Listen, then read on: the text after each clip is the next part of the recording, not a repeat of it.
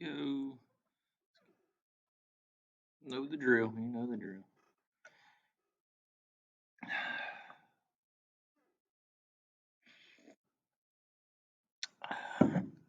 Howdy, y'all. Welcome to History by Phillips. I'm Mr. Phillips, and this is part two of the lecture series of Manifest Destiny. In part one, we looked at the Oregon country, talked about how we had some explorers go out that way and surveyed the land like Lewis and Clark and Zebulon Pike back in like chapter 3 or 4, something like that. I digress. The territory came under joint occupation with the U.S. and Britain. They eventually signed a treaty where we established the boundary that we have today at the 49th parallel. Today we'll be talking about the statehood of Florida and Texas. Florida's pretty simple, or what we need to go over at least. Texas, we'll spend a little bit more time on Texas. We'll be talking about the Alamo. Remember the Alamo, a little bit about Davy Crockett, Sam Houston. A lot of Tennessee history is tied into Texas. Florida as well, but let's just dive right into it. The two things that we'll be talking about will be uh, Florida and Texas, obviously. Now, keep in mind when we're adding these states, hopefully your geographic skills are up to par by now. You should recognize that both these are going to be southern states, and you should recognize that these southern states are going to allow slavery because the southern states economy is based on agriculture. That agriculture is backed by slave labor. So with the addition of Florida and Texas, we're going to have an addition of a free state somewhere. With the case of Florida, we're going to add Iowa. Iowa will become a free state, so Florida can get added into the union as well. Texas will get added in as a slave state. It didn't really have a free state to go with it at the time, but because of the prospects out in the Oregon country, that territory, plus everybody rushing out there because of the gold and all that good stuff, uh, the Free State folks will have their state here very soon. But let's get into it. Let's talk about Florida. Florida's real quick. I think I only got one slide on Florida. Let me move my ugly mug out of the way here. So Florida. So remember, Andrew Jackson. He was battling the Creek Indians, some of the Seminoles. He would chase them into Florida. He would accuse Spain of supplying some of these Indians so they could do raids on American settlements. So Jackson, before he became president, General Jackson, he would go down there. Fight the natives. Whether you agree or disagree, that's a topic for another day. But anyways, Andrew Jackson battling the Indians. While he's battling the Indians, he would end up taking over Spanish forts and such in Florida. Spain saw the writing on the wall. Didn't see no use of keeping Florida. It's kind of so they seceded uh, Florida to the United States in 1821. So Florida is now in American territory. Well, when originally the colonies came over and everybody got established on the eastern seaboard, if you remember one of the 13 colonies lectures, uh, all these folks they've been farming this land for decades now. Well, they haven't really took a break. Ideally, when you farm, you let the land rest. Well, you can say greed took hold of everybody. Everybody's just trying to make ends meet, whatever, whatever you want to call it. Uh, these folks overwork the land that they're not producing good crops anymore. It's about not worth farming on it anymore. You need to let it rest, let it recuperate. It's kind of like working out. You can't just work out 24/7. You need a break. Especially me, I can barely walk up the steps now without losing my breath. You need to take a break. The land needs to take a break. Well, since we got this new land from Spain, guess what? All these farmers are going to do? That's right. They're going to pack up. A lot of these folks will come from the Virginias, the Carolinas, Georgia, this region right here, and they would start piling into Florida. I think when we first had Florida, there's only 8,000 citizens. You can say that, but then over a span of 10 or 20 years, that number increased up to 50,000 white men. So that's not to include the women, children, the natives, all that. So the population would skyrocket real quick because folks are still wanting to get farmland, make it rich. Eventually, they get enough folks into the state that they will apply for statehood. They had 56 delegates in Florida, a lot of Floridians. Uh, they would meet in their own or in their own government, their state government in Saint Jose, I do believe it's in the Gulf Coast. They meet there. They come up with a constitution. 21 years, white men can vote. That I think they're the first state to actually include public education into the into their state constitution. So, congrats on Florida. I know a lot of states. I know a lot of folks like to make fun of Florida, kind of how backwards and uneducated they are, but they are the first state, if I recall correctly, to include public education to the state constitution. So kudos to Florida. But yes, they also allow slavery in their constitution. So they petitioned the U.S. government, like, hey, we would like to be a state. It's like, yes, we'd love to have you as a state. This is in 1839, but the problem is we add you right now. That means there's more slave states than there are free states. Uh, that's just going to upset the balance in Congress. That's not going to be any good. So Florida, you're going to have to wait a little while. They had to wait about 7 years or so. Eventually, a territory, Iowa, the Iowa territory, basically just gets carved out of nowhere. It's whoop, pretty much this region right here. This region we get carved out, and this will become Iowa. So in 1845, you'd have Florida get admitted into the Union as the 28th state, I do believe. Then you have Iowa will get admitted in 1846 as the 29th state. So there we can keep the balance in the Congress. You've got free state, slave state. But you're seeing this sectionalism, the system of Henry Clay set up to start with economic and political policies. You're starting to see this being the driving force of national politics, whether it's going to be a slave state or a free state.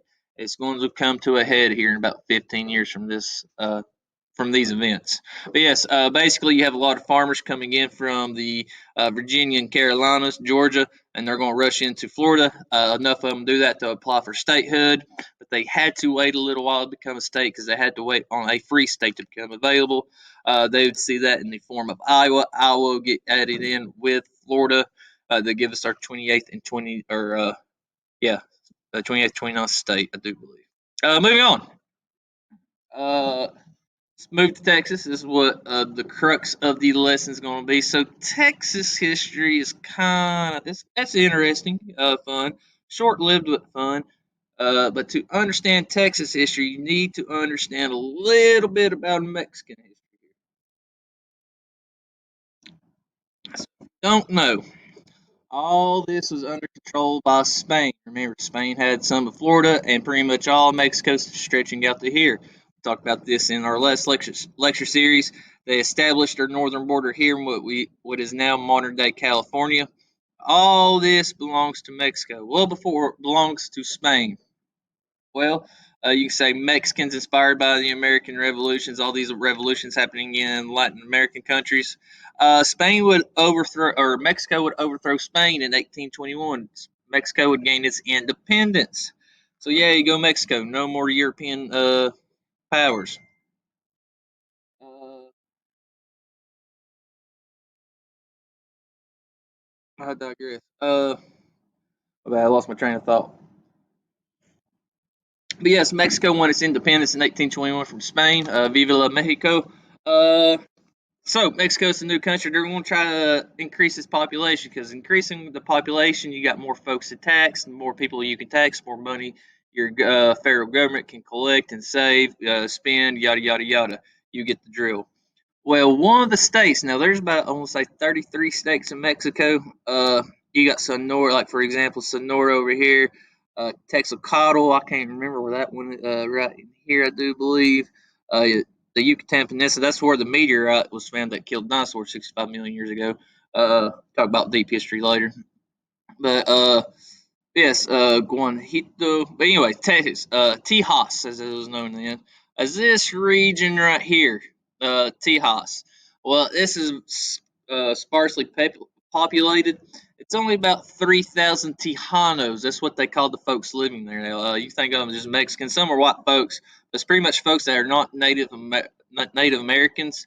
They were considered Tejanos because they was living in the state Tejas. Uh, so increased depopulation there. Mexico offered folks vast tracts of land.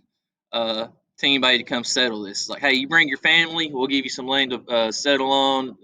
You know, build a house on, start a farm, yada yada yada. I did that so they can hopefully increase people to come in or entice people to come in. They can start taxing them. You know how the whole game works. Well, one American, Stephen F. Austin, he's like, hey, I like that deal. Like any good American, he's like, I'll bring 300 families. So Mexico gives him a bunch of land for it. So yeah, Stephen F. Austin, the capital of Texas will be named after this gentleman right here, Austin, Texas. If you didn't know that, Austin. Yes, he bring in 300 families, mostly American in nature. There are some you would consider Mexican, the Mexican folk in there, the Spanish speaking folk. But yes, you have pretty much a lot of Americans piling into Tejas. Well, this starts to become a problem. Before too long, you start having Americans outnumbering the Tejanos and the Mexicans. This kind of just changes the culture. These folks they don't look like Tejanos or Mexicans. They don't speak the same language. They don't really have the same culture. Just different identities altogether. Uh, so to combat this, Mexico passed the law in 1830.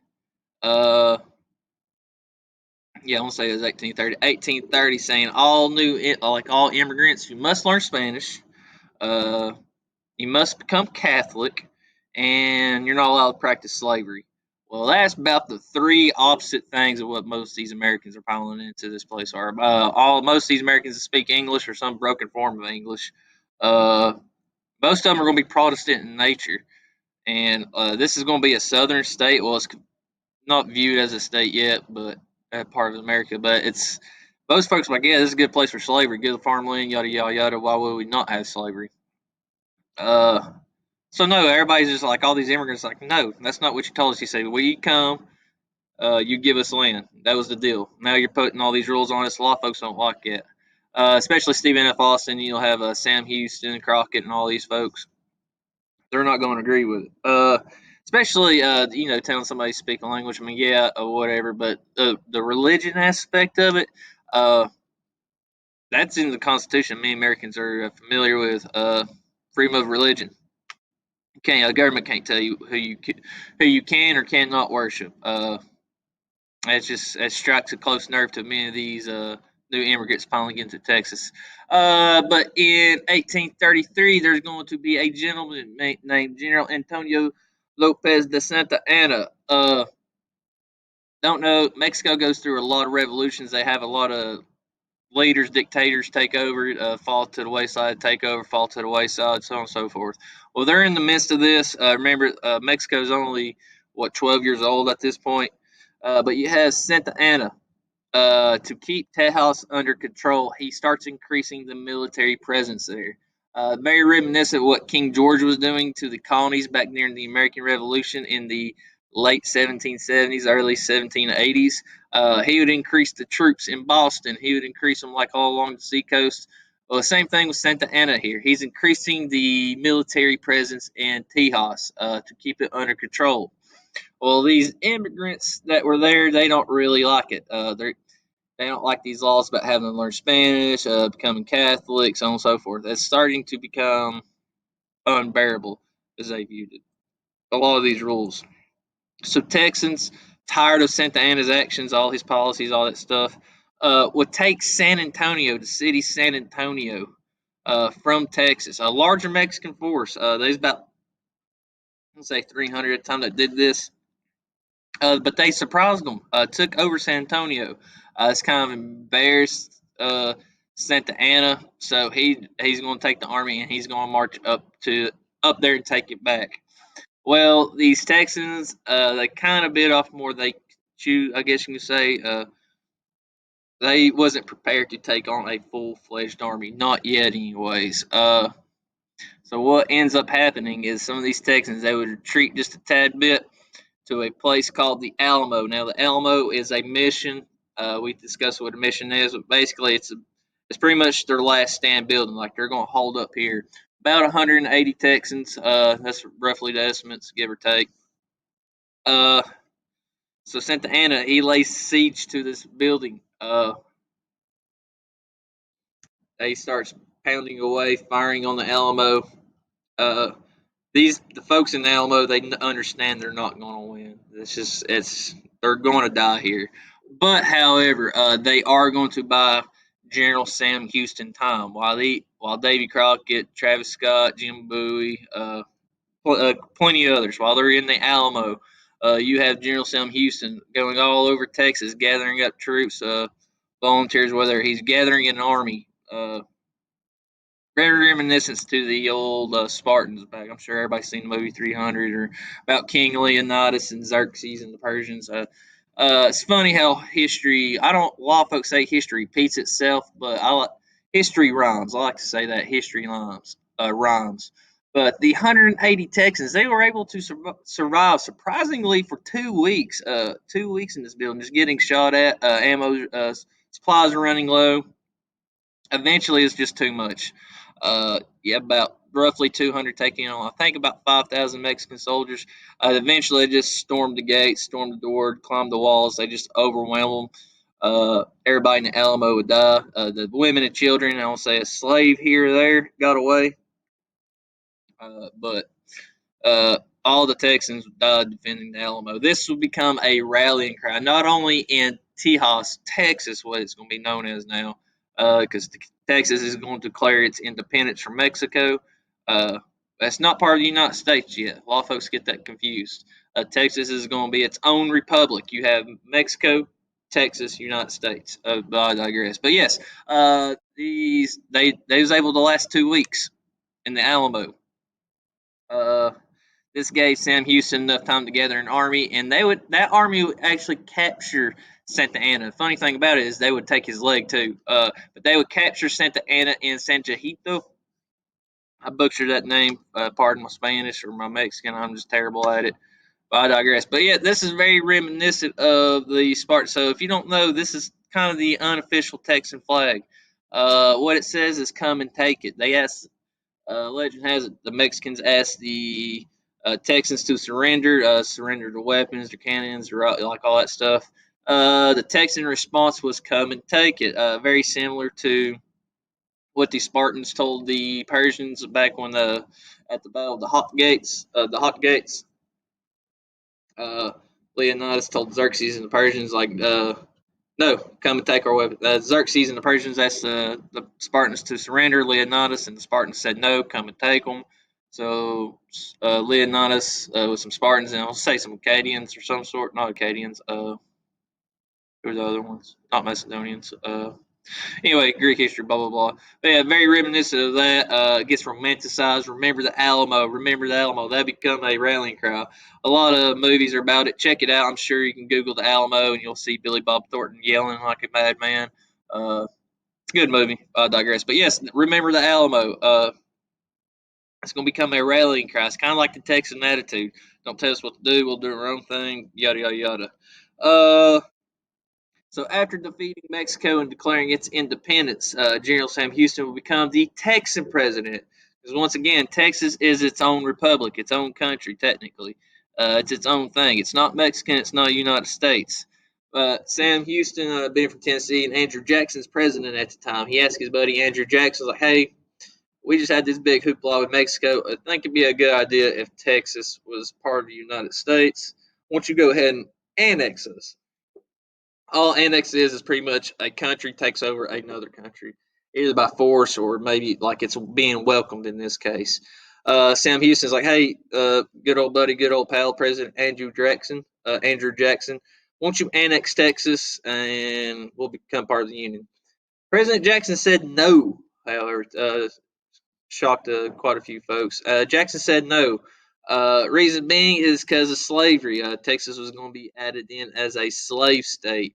This is back in 1836 as a slave state. Uh, they needed a free state to be available to add Texas, and they didn't really have one yet. You had the Florida and Texas. I mean, not Florida. You have Florida and Iowa sorted out, but Texas doesn't have a partner yet. Texas would eventually become a slave state in 1845 because of the Oregon Country, all that territory in the Oregon Country. That eventually get divvied up, and those will become free states very soon. But because of the Oregon Country, you'll have the Republic of Texas being able to join the United States. But that's it for today's lesson. Just real quick, Florida gets established uh, because a lot of the farmers coming in from the Carolinas, Virginia, and Georgia, they used up the farmland. They didn't let the farmland land rest, so the crops wasn't producing at high enough yields. So they went down to Florida, started farming up Florida, especially around the Panhandle region. With Texas, Texas was part of Mexico. Remember, Mexico was part of Spain. Mexico won its independence in 1821. To increase the population of Tejas at the time, Tejas, they told us like, hey, if you bring your families and such, we'll give you vast tracts of land. A guy named Stephen F. Austin to bring 300 American families in. Uh, Mexico worried about Americans going to Americanize Tejas, as to put it. They started passing laws where immigrants had to speak Spanish. Immigrants had to become Catholic, and they could not allow slavery. Because one good thing about Mexico is they banned slavery from the outright. Uh, but many of these settlers come in, especially these American settlers, are like, no, we don't agree with that. So when General Santa Anna takes power in 1933, he starts increasing military presence in Tejas, starts passing stricter laws, very reminiscent of King George and how he acted toward the 13 colonies. Uh, the Texans get enough of it. You have Texans like Travis Scott, Davy Crockett, Jim Bowie, uh, Sam Houston, plenty of others. They're tired of it. So they eventually take an important city, San Antonio, from the Mexicans. But the Mexicans retaliated. The Texans didn't have a large enough force at the time. Eventually, the Texans will make a last stand at the Alamo, the Battle of the Alamo, in March 1836. They was able to hold out for about 2 weeks, I think 13 days exactly, but 2 weeks against the larger Mexican army. But those 2 weeks gave General Sam Houston enough time to gather a Texan force. That Texan force would catch Santa Anna off guard in San Jajito. They would force him to surrender and recognize Texas as its own country, the Republic of Texas. And meanwhile, they also took his leg. Look into that. They took his leg. Uh, but I digress. So Sam Houston asked Jackson to become part of the Union. Jackson said no because we need a free state. They would eventually they become a state in 1845 under James K. Polk because of the Oregon Territory, yada yada yada. But that's it for today. This has been about Florida and Texas statehood. This has been part 2 of the Manifest Destiny lecture series. I've been Mr. Phillips. Make sure you come to study block today at 1:30. Until then, take care, peace, and see y'all then.